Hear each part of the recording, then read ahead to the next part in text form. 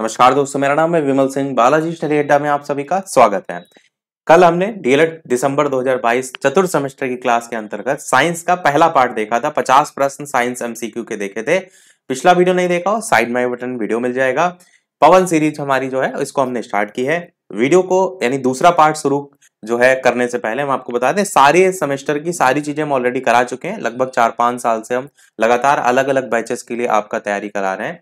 सारी चीजें आप देखेंगे प्लेलिस्ट में मिल जाएगी। यदि कुछ ना मिले, आपको कुछ ढूंढना हो मैराथन से लेकर कोई प्रीवियस ईयर, तो इसी वीडियो के कमेंट में आप कमेंट कर दीजिएगा। मैं आपको लिंक जो है वो वीडियो की प्रोवाइड करा दूंगा। और आज के इस वीडियो में इसी 50 प्रश्न हम देख चुके थे, तो पार्ट 2 के अगले 50 प्रश्न जो है वो देखेंगे। तो चलिए स्टार्ट करते हैं 51 प्रश्न से। और हमने लास्ट में एक क्वेश्चन पूछा था एलिसा परीक्षण, सभी ने आंसर बिल्कुल सही दिया था। एड्स वाला ऑप्शन बिल्कुल यहाँ पर जो है वो सही हो जाएगा। चलिए स्टार्ट करते हैं 51 आज के हमारे जो है वो प्रश्न। विद्युत धारा के ऊष्मीय प्रभाव का उपयोग जो है वो विद्युत मीटर में होता है, स्विच में, फ्यूज में या प्लग में। तो आप जानते हैं ऊष्मीय प्रभाव का क्या मतलब है। जैसे विद्युत धारा प्रवाहित हो, आपने देखा होगा ना कई घरों में क्या होता है, वोल्टेज बहुत हाई कम लो ऐसे होता है ना, बहुत ज्यादा आ गई बिजली फिर आ गई। तो ऐसी कंडीशन में फ्यूज क्या होता है, गल जाता है। और जैसे मान लीजिए ये फ्यूज है, यहां से इलेक्ट्रिसिटी यहां से यहां जा रही है, और अगर यहां से यहां जा रही है और अचानक से बहुत ज्यादा तेज बिजली हो जाए, तो इससे क्या होगा, ये जो आपके उपकरण है इधर बिजली जाने से फूंक सकते हैं। तो ये फ्यूज क्या होता है, गल जाता है। ऊष्मीय प्रभाव का समझिए, ऊष्मा जब इसको एक हाई टेम्परेचर, इसका एक निश्चित टेम्परेचर बना दिया कि उससे ज्यादा हो तो क्या वो गल जाए। अब इधर से उधर जो बिजली का प्रवाह है वो बंद हो जाएगा। तो इससे आपके घर के जो भी उपकरण है वो बच जाते हैं। तो ऊष्मीय प्रभाव पर आपका जो आधारित होता है वो फ्यूज होता है।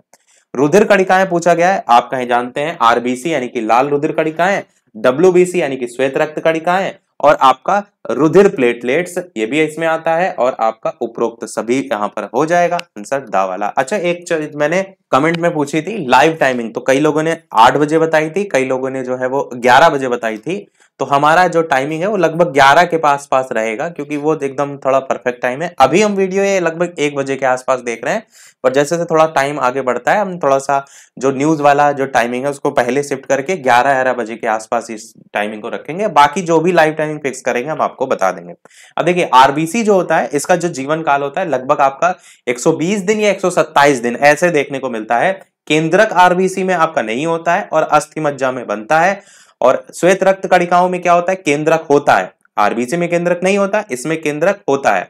इसमें वर्णक नहीं होता है। श्वेत मतलब ही श्वेत मतलब सफेद होता है ना, तो वर्णक नहीं होता है। इसको हम याद रख सकते हैं रंगहीन होता है, क्योंकि इसमें कोई वर्णक जो है वो नहीं होता है। अच्छा, ऊपर वाली जो होती है लाल रुधिर कणिकाएं, ये भ्रूण में, यकृत और प्लीहा में बनती है नहीं, और केवल अस्थि मज्जा में बनती हैं। ये दोनों पॉइंट याद रखना है कि जो लाल रुधिर कणिकाएं होती हैं वो बनती केवल अस्थि मज्जा में है, परंतु जब बात होती है भ्रूण की तो उसमें केवल और केवल बनती हैं किसमें, प्लीहा में। परंतु जो श्वेत रक्त कणिकाएं होती हैं ये आपकी किसमें बनती हैं, ये आपकी प्लीहा में जो है वो बनती हैं। इतना एक छोटा सा अंतर मैंने बता दिया। और जो रुधिर प्लेटलेट्स होते हैं इसका काम होता है रुधिर का स्कंदन करना।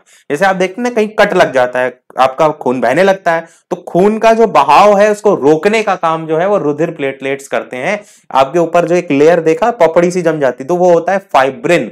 फाइब्रिन का जमाव जो होता है वही आपका इस रुधिर प्लेटलेट्स में देखने को मिलता है। अगला क्वेश्चन, लाल रुधिर कणिका का जो जीवन काल है वो कितने दिन होता है। मैंने बताया 120 दिन और 127 दिन यही देखने को मिलता है, पर इन्होंने ऑप्शन में दोनों दे दिए हैं, तो 127 दिन वाले ऑप्शन के साथ हम जाते हैं। अगला है, मनुष्य के रुधिर में जो प्रोटीन पदार्थ हैं वो प्रतिजन, प्रतिरक्षी, दोनों या इनमें से कोई नहीं, कौन से होते हैं, तो आप कहेंगे सा वाला। दोनों के दोनों हो जाएंगे। प्रतिजन भी होता है, एक आपका एंटीबॉडी होता है, एक एंटीजन होता है, उसी को हिंदी में प्रतिजन और प्रतिरक्षी कहते हैं, एंटीजन और एंटीबॉडी। अगला कह रहा है किसी प्रकार का जो रुधिर, इसमें जब ब्लड चढ़ाया जाता है ना तब देखा जाता है किसमें कौन सा एंटीजन है। गलत को अगर आप ब्लड चढ़ा देंगे तो वो दिक्कत हो जाएगी। किस प्रकार का रुधिर रुधिर बैंक में रखा जाता है, विषाणु से जो मुक्त होता है, जीवाणु से मुक्त, प्रोटोजोआ से मुक्त, या सभी। तो आप क्या कहेंगे, भैया कोई प्रकार की बीमारी ना हो तो सभी प्रकार से मुक्त होना चाहिए, यही सही हो जाएगा। अगला कह रहा है रुधिर का थक्का बनाने वाले रुधिर कणिका का नाम क्या होता है। अभी हमने ऊपर समझाया आपको कि जो रुधिर का थक्का जैसे कटवट लग जाता है ना तो खून बहने लगता है, तो फाइब्रिन का जमा होता है, उसमें हेल्प करता है आपका रुधिर की प्लेटलेट्स। तो यही आपका बी वाला ऑप्शन, यहाँ पर बा वाला ऑप्शन सही हो जाएगा। अगला कह रहा है मानव रुधिर वर्ग की खोज सबसे पहले कौन से वैज्ञानिक ने की थी? तो आप सभी को पता है कार्ल लैंडस्टीनर, पूरा इनका नाम जो है वो है कार्ल लैंडस्टीनर। जो आप जानते हैं ना, एक ए होता है, एक बी होता है, एक ए बी होता है और एक ओ होता है, ये 4 प्रकार के ब्लड ग्रुप होते हैं। इन्हीं की खोज किसने की थी? लैंडस्टीनर ने की थी। अगला, इनमें से किसके कारण रुधिर का रंग लाल होता है? बहुत अच्छा क्वेश्चन है, याद रखना है आपको कि आपका हीमोग्लोबिन, हीम नामक रंजक होता है और हीमोग्लोबिन के कारण आपका जो ब्लड का कलर होता है वो रेड होता है, तो यही आपका सही हो जाएगा। और ये मैंने फाइब्रिन वर्ड अभी यूज किया था ना, तो यही वो है जो कि आपका जो कट वगैरह लग जाता है, मैंने बताया ना कि जमाव का काम करता है। फाइब्रिन जो है उसका जमाव हो जाता है, जिससे अगर घाव लगा होता है तो रक्त वाहिनियां जो होती हैं उनसे खून का जो बहाव होता है वो रुकता है। अगला, रक्त को कितने वर्गों में बांटा गया है? मैंने बताया 4 प्रकार के वर्ग, ए बी और ओ, तो 4 यहां पर सही हो जाएगा। अगला, ओ रक्त वर्ग जो है वो किस में आता है? सर्वदाता में आता है, सर्वग्राही में, दोनों में। इसको आप ऐसे जोड़ सकते हैं, जैसे ओ होता है ना बहुत बड़ा सा ऐसे प्रकार से होता है, जैसे हम भी किसी को देते हैं, देने वाले अपना हाथ फैला करके देते हैं, ऐसे करके आप थोड़ा सा दाता वर्ड से ओ को जोड़ सकते हैं। दाता मतलब देने वाला जो होता है वो क्या होता है, हमेशा इस तरीके से पूरा झोली भर करके सबको देता है, बांटता है, तो ऐसे गोल झोली है ना, ऐसे थोड़ा सा इसको ओ से या जोड़ सकते हैं। एक आपका सर्वदाता में आता है और ए बी वाला सर्वग्राही में आ जाता है। अगला, रक्त की संरचना के मुख्य अवयव रक्त कणिकाएं भी होती हैं, रुधिर प्लाज्मा भी होता है, तो दोनों सही हो जाएगा। अगला, रक्त के कार्य क्या होते हैं? हार्मोन्स का संवहन करना, और बिल्कुल होता है। पोषक पदार्थों का संवहन करता है, बिल्कुल करता है। तापक्रम का जो नियमन है वो भी करता है, तो सभी यहां पर भी सही हो जाएगा रक्त के कार्य में। अगला, भारत में जो एनीमिया है उसके कारण में क्या आता है? गरीबी आता है। आप कहेंगे एमीनिया नहीं लिखा है, एनीमिया लिखा है या गलत लिखा है? ए लिखेंगे, फिर नी लिखेंगे, फिर मी लिखेंगे, फिर या लिखेंगे। एनीमिया जो होता है वो जो रक्त है उसकी कमी से आपको देखने को मिलता है, और इसमें कारण पूछा गया तो गरीबी, अज्ञानता, गंदा रहन सहन, सभी। अब देखिए यहां पर जो एक्चुअल कारण है वो दिया ही नहीं है। आयरन जो होता है उसकी कमी, ये मेन कारण होता है अगर ऑप्शन में देखने को मिले, पर इन्होंने ऐसा कुछ लिखा नहीं है। देखिए अज्ञानता एक कारण हो सकता है, जैसे आप आयरन युक्त खाना ना खाएं तो क्या वो अज्ञानता भी तो एक आयरन की कमी के कारण में आ रहा है, तो ये तो ऑप्शन हो सकता है। गंदा रहन सहन और गरीबी में अगर बात करें, गरीबी अच्छी, अगर आप डाइट नहीं लेंगे, आपके पास पैसा नहीं होगा, तो जब अच्छा खाना नहीं खा पाएंगे तो जाहिर सी बात है आयरन की कमी, आपने देखा भी होगा जो थोड़े से स्लम एरिया होते हैं उसमें दिक्कत आ जाती है, इस तरीके के जो एनीमिया वाले रोग होते हैं, तो वहां पर भी आपका गरीबी वाला ऑप्शन भी इसमें आ जाएगा। अब जब 2 आ ही गए हैं तो ये भी आ जाएगा, सभी हो जाएगा, डा वाला आंसर बिल्कुल सही होगा। परंतु अगर एक्चुअल कारण आपसे कहा जाए तो सबसे बड़ा कारण होता है शरीर में आयरन की कमी। अगला क्वेश्चन कह रहा है आरबीसी, रेड ब्लड सेल्स, इसकी जीवन अवधि कम हो जाती है कौन से रोग में? थैलेसीमिया में होती है, एनीमिया में होती है, हीमोफीलिया में होती है, या फिर इनमें से कोई नहीं?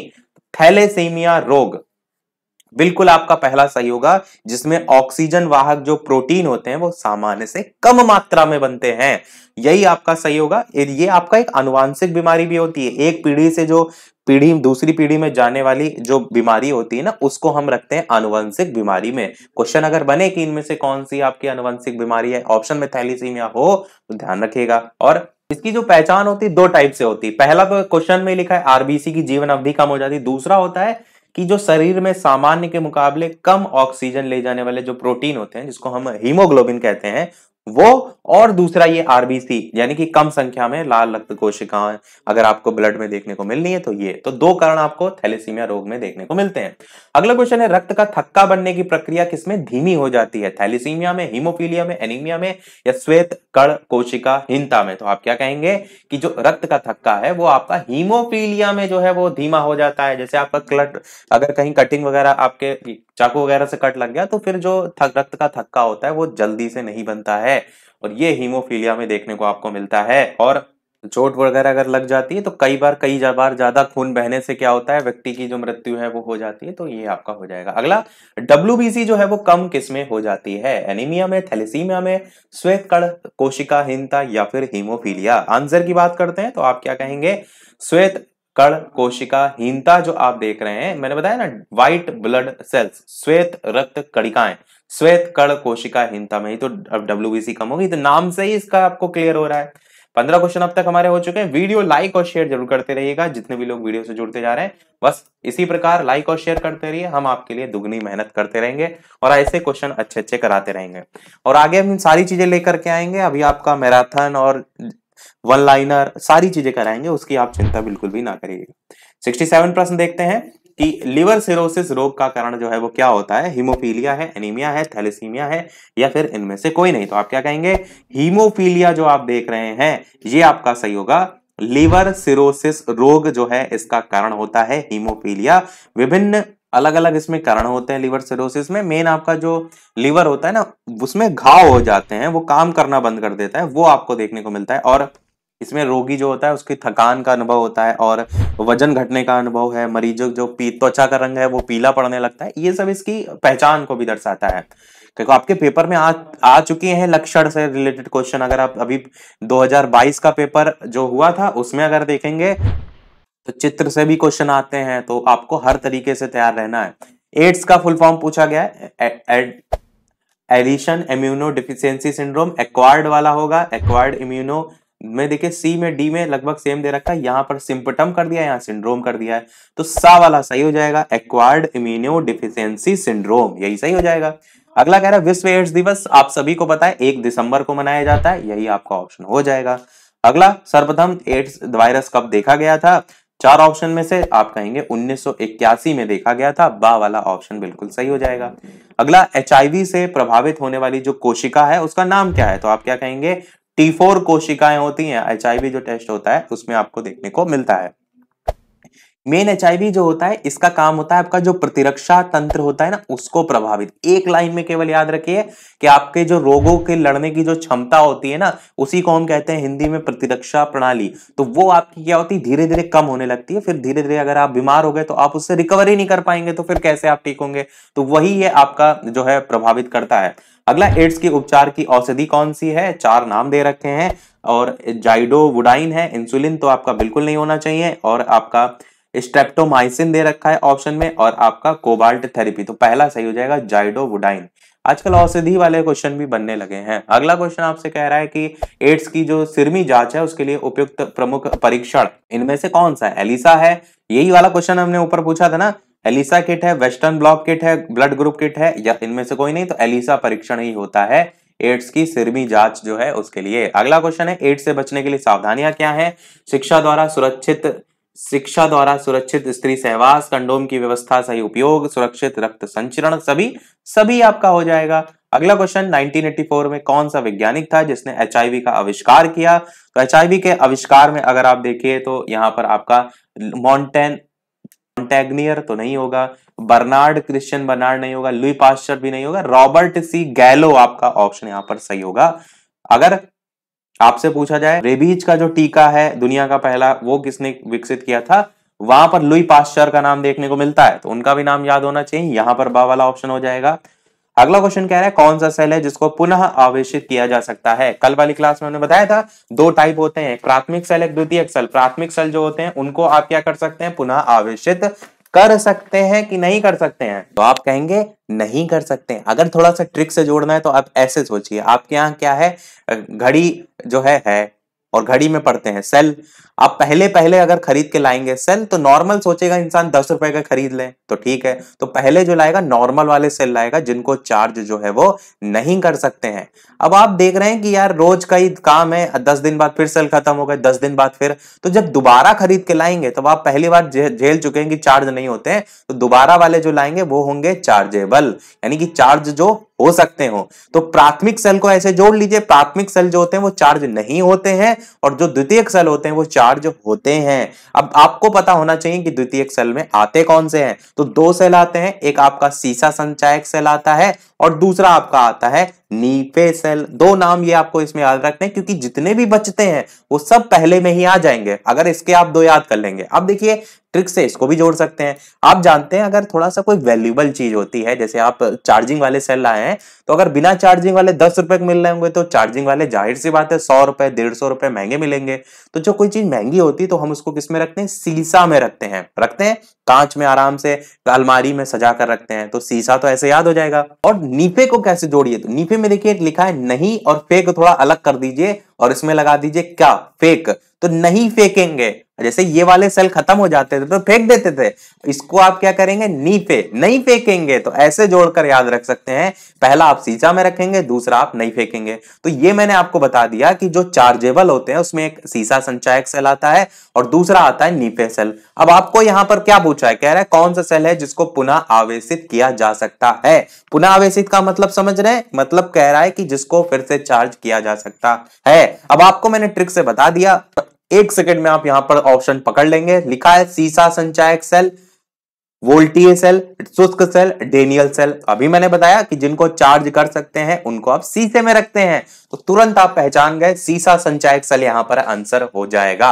अब यहां से अगर कोई क्वेश्चन आएगा, मुझे नहीं लगता आप गलत करेंगे, बाकी जब हम डिटेल में पढ़ेंगे ना तो इनके बारे में भी बताएंगे, क्योंकि क्वेश्चन आपका इनके चित्रों से भी बन सकता है, जो कि आपके कोर्स ऑफिशियल एससीईआरटी वाली पीडीएफ है उसमें दे रखा है। एससीईआरटी वाली जो पीडीएफ है वो हमने सब टेलीग्राम पर पहले भेज चुके हैं, अगर आप टेलीग्राम पर जाएंगे वहां पर मिल जाएंगी, बालाजी स्टडी अड्डा सर्च कीजिएगा टेलीग्राम पर, वहां से आप जुड़ जाइएगा, ताकि अगर नोटिफिकेशन वगैरह ना मिले तो उससे नोटिफिकेशन भी मिल जाए और पीडीएफ वगैरह भी मिल जाए।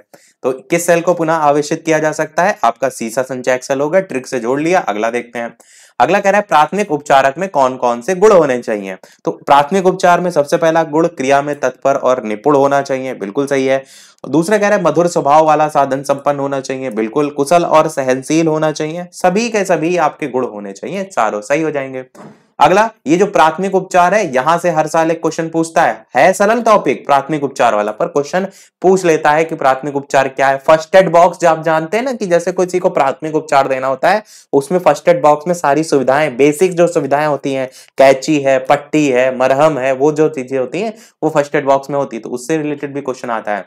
अगला कह रहा है प्राकृतिक चयनवाद जो है वो किसने दिया था। अब ये जो क्वेश्चन आप देख रहे हैं ये सब आपके प्रीवियस ईयर के यहां से स्टार्ट हो गए, मतलब 2016 से लेकर के लेटेस्ट तक हमारे जितने प्रीवियस ईयर है हम सब लाइन से जो है अब देखेंगे। तो अब आपको ये भी पता चलता रहेगा जितनी चीजें आपने पढ़ी हैं उनमें प्रीवियस ईयर से कैसे कैसे क्वेश्चन आए हैं। तो प्राकृतिक चयनवाद जो प्रतिपादित किया था वो किया था डार्विन के द्वारा, पहला सही होगा। इसी को ही प्राकृतिक वर्णवाद भी कहते हैं, इसी को ही प्राकृतिक चयनवाद भी कहते हैं, दिया था डार्विन ने। और इन्होंने ये बताया था कि जो भैया जो स्थिति होती ना जिसमें जो अनुकूलन कर लेगा वो चल जाएगा, उसकी जाति जो है आगे बढ़ेगी। क्योंकि आपने देखा होगा पहले डायनासोर होते थे, क्या अब होते हैं, नहीं होते। क्यों? क्योंकि वो अनुकूलन नहीं कर पाए आसपास के वातावरण के अकॉर्डिंग। तो वही इनका कहने का मतलब था, जो भी प्राणी अनुकूलन कर लेगा उसकी जो जाति है वो आगे आने वाली पीढ़ी में बढ़ेगी, और जो नहीं कर पाएगा उसकी नहीं बढ़ेगी। तो प्रकृति क्या करती है, उस चीज का चयन करती है कि आप उस लायक हैं कि आपकी पीढ़ी आगे बढ़े या ना बढ़े, उसी को नाम दिया था इन्होंने प्राकृतिक चयनवाद का। अगला देखते हैं, कह रहा है इनमें से कौन सी विधि जो है वो सांद्रण की विधि नहीं है। कल हमने आपको बताया था, अगर आपको याद होगा, कि जो आपका धातुओं से, अयस्क से जो धातु प्राप्त की जाती है उसको हम प्रक्रिया को कहते हैं धातु कर्म। और इसमें जो अलग अलग जो चरण होते हैं उसमें आपका पहला होता है सांद्रण, फिर होता है निस्तापन, फिर होता है भर्जन, फिर होता है प्रगलन, फिर होता है धातु का शोधन। तो जो सबसे पहला सांद्रण होता है ना, उसमें आपका ही पूछा गया है कि सांद्रण की कौन सी विधि नहीं है, क्योंकि सांद्रण भी 3 टाइप से होता है। एक होता है आपका गुरुत्वीय पृथक्करण विधि जो यहाँ लिखी हुई है, एक होता है आपका चुंबकीय पृथक्करण विधि जो यहाँ पर लिखी हुई है, और तीसरा होता है फेन प्लवन विधि जो कि यहां पर भी लिखी हुई है। यानी तीनों लिखी हुई है। निस्तापन विधि आपका यहां पर नहीं होगा सांद्रण की विधियों में, क्योंकि निस्तापन तो आपका अपने आप में पूरी अलग विधि है। अगला कह रहे कांच की जो छड़ है उसको रेशम से अगर आप रगड़ेंगे तो छड़ में आवेश कौन सा आ जाता है। अब इस क्वेश्चन को थोड़ा सा ध्यान से समझिएगा, बहुत ही अच्छा क्वेश्चन है। देखिए, एक कांच का अगर हम टुकड़ा लें इस तरीके से, ये कांच का जो है ये टुकड़ा है, इस कांच के टुकड़े पर आपको पता है कि प्लस भी चार्ज होंगे माइनस भी होंगे, दोनों होंगे, आप कहेंगे बिल्कुल। यानी जब दोनों ही चार्ज किसी पर होते हैं तो वो हमारी जो प्रकृति होती है वो उदासीन की होती है, ठीक है। ये कह रहा है रेशम से रगड़ते हैं, तो मान लीजिए ये कपड़ा है रेशम, ये क्या है, रेशम है।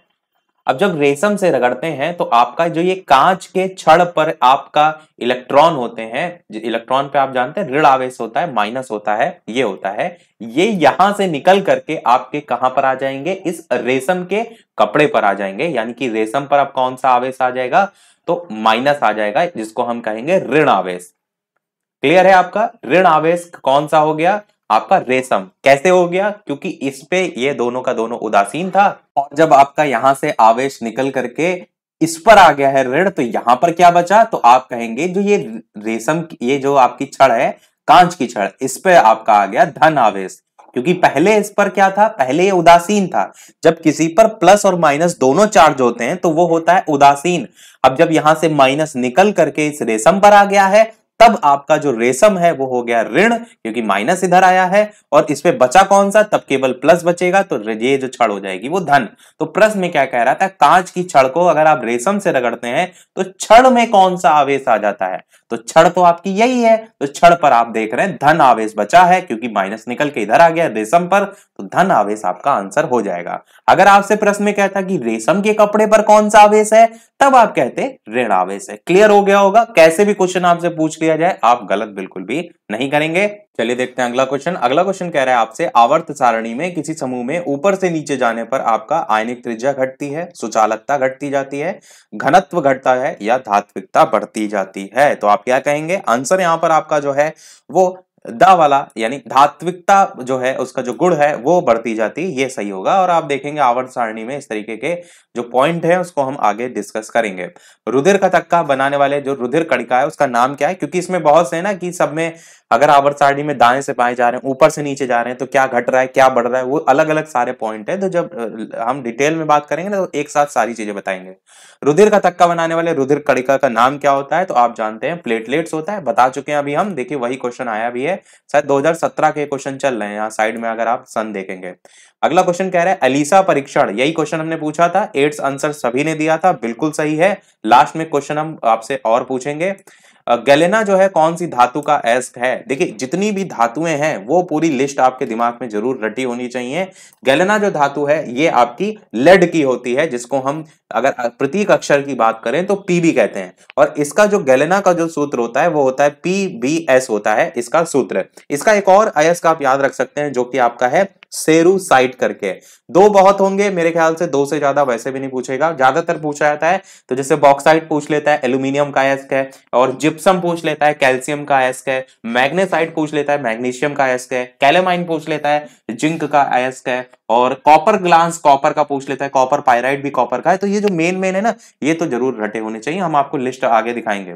85 प्रश्न आपका वातावरण और जो जीवधारी हैं, थोड़ा सा प्रश्न छोटा कर दें पूरा दिखाई दे आपको। हाँ, वातावरण और जीवधारियों के पारस्परिक संबंधों से क्या बनता है, तो आप क्या कहेंगे क्या बनता है। समुदाय, पारिस्थितिक तंत्र, जीवोम, खाद्य जाल, तो पारिस्थितिक तंत्र का निर्माण होता है, बा वाला सही हो जाएगा बिल्कुल। अगला, शुष्क सेल में किसी पदार्थ की जो छड़ होती है वो एनोड का कार्य करती है, तो ये कार्बन, सिलिकॉन, जर्मेनियम या फिर बोरान, तो कार्बन जो है वो आपका सही होगा। किस पदार्थ की छड़ पूछा है, तो कार्बन की छड़, ये हो जाएगा। अगला, रुधिर का थक्का बनाने वाले रुधिर कणिका का नाम क्या है, तो आप क्या कहेंगे प्लेटलेट्स बनाती है। देखिए क्वेश्चन, एक ही क्वेश्चन कई बार अलग अलग सालों में भी रिपीट होता है, तो प्रीवियस ईयर जरूर रटे होने चाहिए। हमने देखा भी है, चाहे वो 2017 बैच हो, चाहे वो 18 बैच हो, चाहे वो 19 बैच हो, चाहे वो 20 बैच हो, इनमें सभी में कोई ना कोई क्वेश्चन प्रीवियस ईयर से एज इट इज आपका जो है वो रिपीट हो जाता है। चाहे वो मैथ में भी कई बार ऐसा देखने को मिला है, 2017 बैच के क्वेश्चन कई बार रिपीट हुए हैं, तो वो आपको प्रीवियस ईयर रटे होने चाहिए।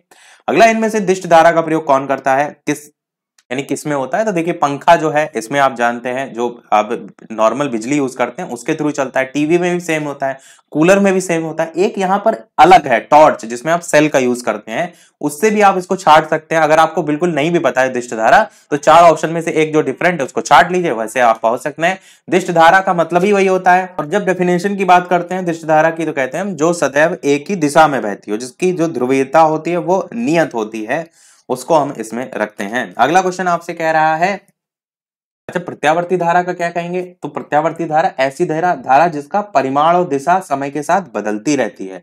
दिष्ट धारा में जिसकी दिशा एक ही दिशा में जो प्रभावित होती है प्रवाहित होती है, तो दिष्ट और प्रत्यावर्ती एक एक लाइन में याद रखिए। दिष्ट धारा के जैसे एग्जांपल हम कहें तो टॉर्च भी तो होता है, ट्रांजिस्टर भी तो होता है, कैलकुलेटर भी तो होता है, और प्रत्यावर्ती धारा में तो ये पंखा, टीवी, कूलर सब ये प्रत्यावर्ती तो धारा है। अगला देखते हैं, पौधे और जंतुओं के बीच की जो कड़ी है उसको क्या कहते हैं, अमीबा, युग्लिना, वायरस या फिर क्लैमाइडोमोनास। तो आप जानते हैं जो पौधे जंतु होते हैं ये हमारे जो जीवन है उसमें युगो युगो से चले आ रहे हैं, आज से तो है नहीं, तो युगो से ही युग्लिना वर्ड है, ऐसे जोड़ लीजिएगा। पौधे और जंतुओं के बीच की जो कड़ी है उसको युग्लिना जो है वो कहते हैं। अगला, चुंबकीय पदार्थ, लोहा, पीतल, तांबा, रबड़, तो आप जानते हैं लोहा आपका चुंबकीय पदार्थ होता है। अगला, लाल रक्त कणिकाओं का निर्माण कहां पर होता है? स्टार्टिंग में मैंने बताया था आरबीसी का निर्माण अस्थि मज्जा में होता है, परंतु जो भ्रूण होता है उसमें यकृत और प्लीहा में होता है। आंसर ड वाला सही हो जाएगा। अगला, विद्युत बल्ब में तंतु किस धातु का बना होता है? तो आप सभी जानते हैं टंगिस्टन का बना होता है। पहला ही आपका ऑप्शन यहां पर बिल्कुल सही हो जाएगा। अगला, विद्युत धारा का मात्रक क्या होता है? तो आप जानते हैं विद्युत धारा का मात्रक एम्पियर होता है, किसी का गलत नहीं होगा। अगला, हेमेटाइट किसका अयस्क है? सोना, तांबा, लोहा, कैल्शियम। तो आप सभी जानते हैं हेमेटाइट जो होता है ये आपका लोहे का अयस्क जो है वो आपका होता है, और इसका जो सूत्र होता है वो होता है Fe2O3। क्या सूत्र होता है इसका? Fe2O3। आयरन पायराइट सूत्र होता है इसका, मैग्नेटाइट सूत्र होता है, सिडेराइट इसका सूत्र होता है, बहुत से इसके अलग अलग सूत्र हैं। जो 95 वाला प्रश्न है ये हम आपसे आखिरी में पूछेंगे। 96 देखते हैं, भारत में एनीमिया के कारण क्या है? गरीबी, अज्ञानता, गंदा रहन सहन। सभी देखा है आपने, यही क्वेश्चन हमने स्टार्टिंग में देखा था, तो सभी हो जाएगा।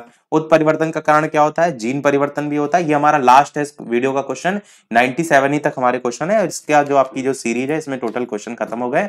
अब जो स्टार्टिंग में मैंने पूछा था ना कि राजन के हम कराएं या इसी के ही एसएसटी के कराएं, वो कमेंट में जरूर बता दीजिएगा, ताकि कल हम उसी के अकॉर्डिंग आपको कराएंगे।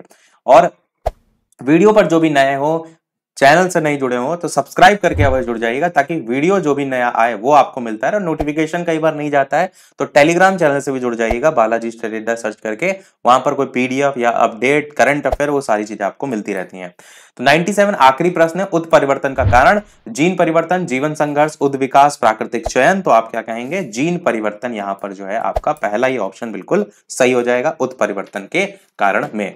अब जैसा कि सभी वीडियो में हम आपसे एक ना एक प्रश्न आखिरी में पूछते हैं, तो इस वीडियो का जो हम प्रश्न है ये 95 वाला आपसे पूछ रहे हैं, जिसका आंसर वीडियो के मेन कमेंट में बताइएगा।